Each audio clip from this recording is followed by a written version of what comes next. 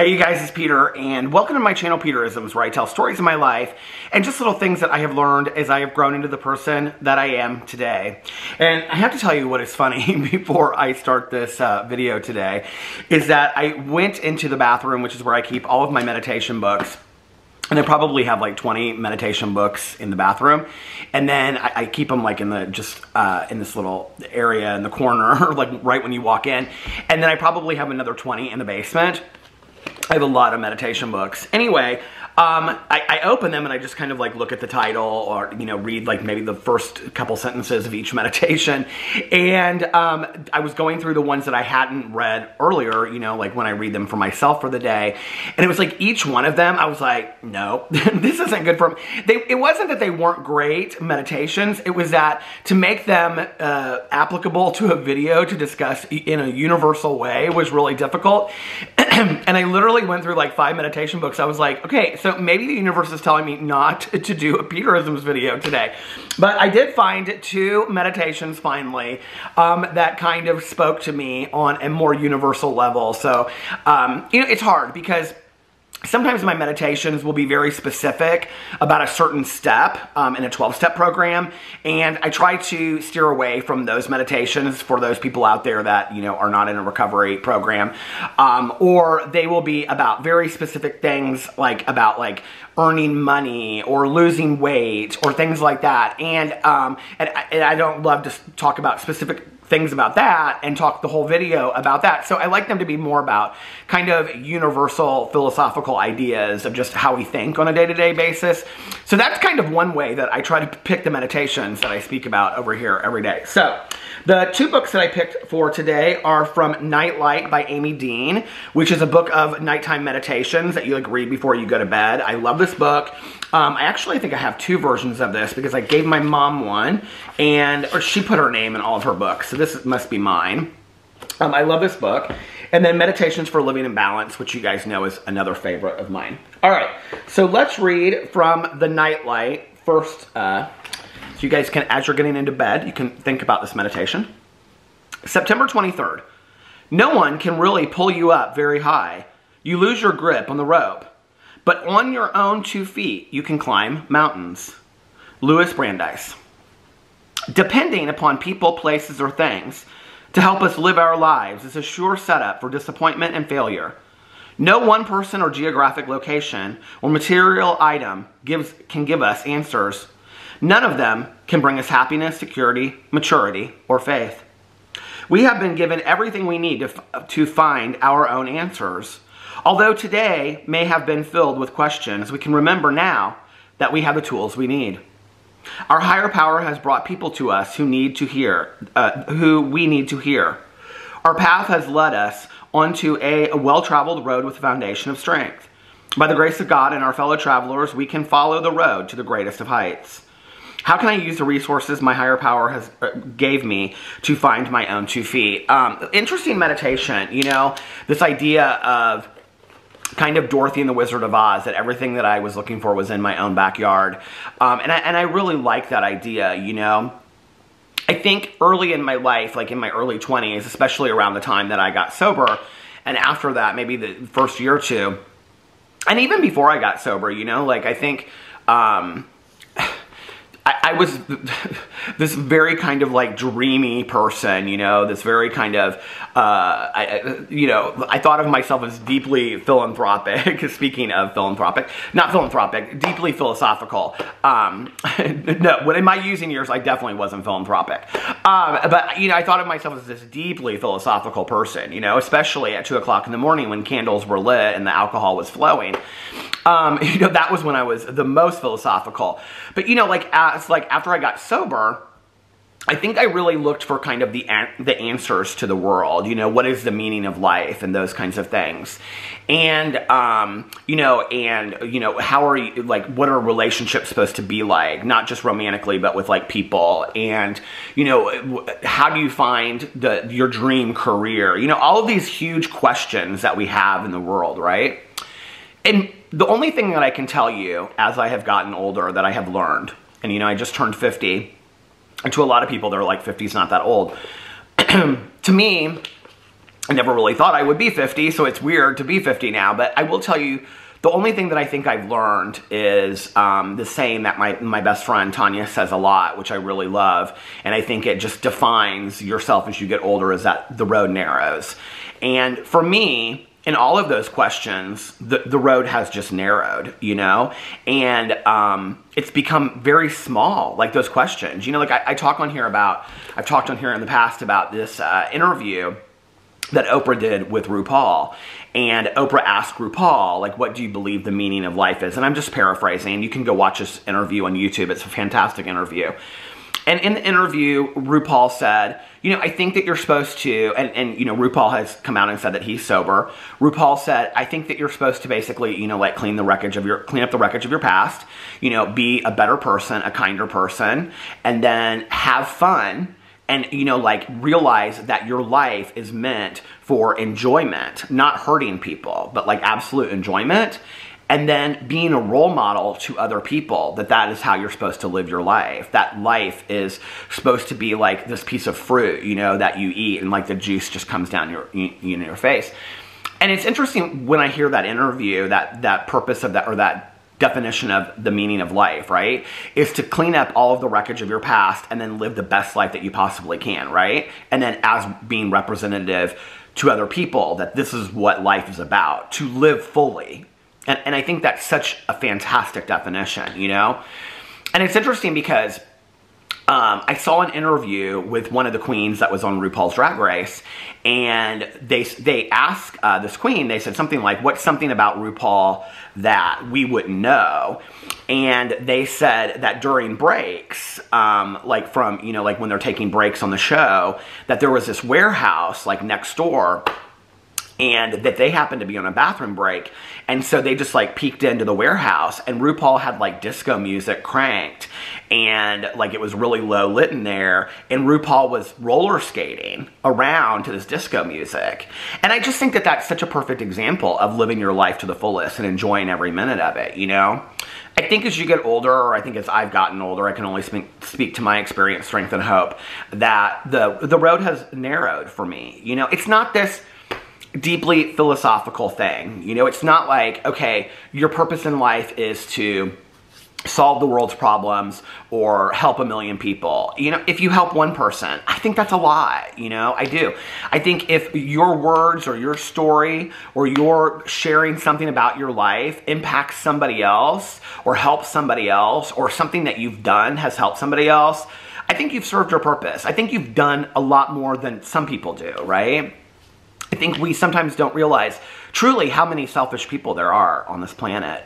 And, you know, for me, I can remember growing up and my dad would say, you know, I would say, what do you think I should be growing up, or whatever. These were the things I wanted to be. Somebody asked me the other day, we were in our therapy session and we were doing these questions, and the question I got was, what did you want to be when you were a kid? And I said, soap opera writer. And Alex and our therapist both laughed. But it was true, you know? And I can remember like talking to my dad about different things that I wanted to be when I was a little kid. And my dad would always say over and over and over to me, I don't care what you do as long as you are a positive contribution to the world, you know? And that's one thing that I ask myself every day that I wake up. Is something that you have done today a positive, have you made a positive contribution to the world, yes or no, you know? And that's something that I ask myself every day. So I think, you know, and that's not necessarily what this meditation is about. I mean, this meditation is about leaning on others and looking for material goods, you know, like buying a purse or buying, you know, and I like nice things. Don't get me wrong. I love nice things. But when I purchase nice things, and I have some nice things, you know, what I realize is those things, even if it's just, you know, a candle off the, you know, Bath & Body Works website or something on Amazon, because I buy a lot on Amazon Prime, you know, even if it's just something like that, I have to realize those things are not going to bring me happiness. Like, there is no item in the world that is going to bring me happiness, you know? Happiness is something that comes from within, and it's the work that I have to do on myself, and the cleaning up the wreckage of the past, you know, that's where the happiness comes from. So that there's this exhale, this weight lifted off of my shoulders, And you know, we talk a lot about this work, you know, I'm working on my issues, I'm doing this, and I think often we don't really know what that means, right? Well, what that means is taking a look at the wrongdoings that you've done in your life, being accountable for it, not just saying, I'm not that person anymore, I don't know who that person was. If you watch my drama channel videos, you're probably thinking, oh, this sounds familiar. But no, this is, I mean, these are things I've had to do in my life, right? By looking at those things, those wrongdoings, and saying, okay, this is what I did. I don't know why I did it. Let's take a look at why I did it. Who was I then, right? And being accountable for it and making amends for it. And making amends for it, you know, when we talk about making amends is not just saying I'm sorry or correcting it. Making an amends, you know, because like a financial amends is paying something back. So that would be correcting it. Making an amends is making a change, okay? Like when you're thinking about an amendment to the Constitution, it's a change, right, to the Constitution. So when we're making an amends, we are sharing with somebody that we have changed and that will not occur again in the future. So, you know, when you think about it on that level, it's about, okay, taking accountability, taking a look at who I was and what happened at that time and why I was doing that and being accountable for it, realizing I don't want to be that person anymore, making amends for it, and then making sure that it doesn't continue in the future.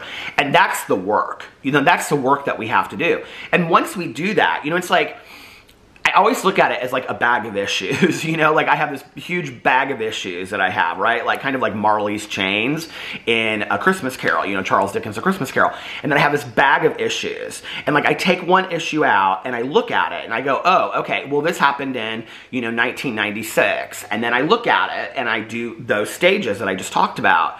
And then it's gone, it evaporates and it's over, right? And then I take out the next issue and then the next issue, until there are no more issues in that bag. And that bag is just a flimsy burlap bag that is gone, and I don't have to carry it around with me anymore, and the weight is lifted. And I am not carrying this heavy weight of burden anymore, right? The other magic trick to that is that I have to remember that as I am getting rid of each of those issues, it's very important that I am not bringing on new issues and throwing them in the bag. So that's why we talk about, like, when you're making amends or in the amends process, not to offend or hurt other people. Like, you don't want to be making an amends to one person while you're at the same time hurting somebody else that you're going to have to make an amends for, right? Like in recovery, that's why we do a 10-step. You know, that's why which is continue to take inventory. That's why, you know, we don't want to continue to hurt people over and over and over again, or this is going to be this ever constant cycle in our lives of hurting people, making amends, hurting people, making amends. At some point, it has to stop, right? At some point, it has to stop, and we have to say, okay, I'm not going to be this person that I was anymore, and I don't want to be. And I think that's where true happiness comes from, you know, is when you wake up on a daily basis and, you know, you're not like looking over your shoulder at, oh my God, like, you know, am I going to run into so-and-so at the grocery store? You know, like that's a big part of it. And the other part of it is where we have, you know, made amends and taken responsibility. You know, for me, the amends process or the inventory process, you know, I talk a lot on here about inventory, and I kind of just explained to you a lot of what inventory looks like, you know. It's where you look at like a resentment. Like I'm resentful at Sally Joe. Well, why am I resentful at Sally Joe? Well, I'm resentful at Sally Joe because she got the job that I wanted, okay? How did that affect me? Well, she's making more money. I could have made more money, so it affects my pocketbook. It affects my pride. It affects my ego. It affects my reputation. You know, and you go through all these things, right? And then the fourth column to that is, this is what we do in recovery. What is my part in that? Well, why did Sally Joe get the job over me? Was she more, did I not do something that Sally Joe did? Was I not working as hard as Sally Joe? You know, what's my part in that today? You know, do I need to let go of that? Am I holding on to something that is not worth holding on to? You know, and then once I've gone through that, and you know, then it's time to let that go. The thing is, you know, for me, in doing all of that, it is so freeing. I mean, it is so unbelievably freeing to get rid of all of that and to look at that, and then, you know, you go forward and you look at your character defects and things like that. What's so amazing about doing inventory or taking a look at the patterns in our life is the patterns in our life. And, like, you can start seeing that there are certain things. You know, like when I was doing, in my most recent inventory that I did, one of the sections that you do is that you look at fears, right? And it was like, my sponsor gave me this list of like all these different fears, and she's like, just circle them and then we're going to talk about them. But you still do columns and stuff like that and talk about them. Well, you kind of just talk about them. But the way that she had me do them, and it was interesting, like I even had on there fear of doing inventory, because I didn't want to do inventory, right? Because I didn't want to take a look at it, right? And I was also lazy. And so when we were doing this, she would write down, like she was asking me, how do you manage this fear? How do you manage this? And it could be any fear. Fear of success, fear of failure, fear of doing inventory, fear of whatever you can imagine, you know? Fear of the neighbor dog. I mean, it could be anything. And she kept on asking me, like, how do you manage that? And so, like, I would talk for a little bit or whatever. And so after like 6 or 7, she goes, come here for a second. I want you to see something. Because we were sitting on this like L-shaped couch in her living room, her upstairs living room. And so I went over and she showed me, she would put like 1 and then the fear and then how I was managing it. And she was circling them. And every single one of them was that I was just pushing down my fear. I was just like pushing it down and acting like it didn't exist. And she goes, look at this. This is a consistent theme in your life. You never address things fully on. You never look at what the fear is really about. You just push it down. You just push it down. You just push it down and think it's going to go away, you know? And it was like so powerful to me. And then we talked about that in relationship to, you know, me being like bullied when I was growing up. And that I really never wanted to confront anything because I was always afraid, you know, of, you know, what was going to happen afterwards if I, like, you know, addressed it front up. Just seeing that on paper, just talking about it with another human being was so helpful to me to realize these patterns in my life that I wasn't even aware of that had developed over time, you know? So that's the work that we have to do. I think this is a really great meditation. I'm not going to read the other one today because we're already at almost 17 minutes.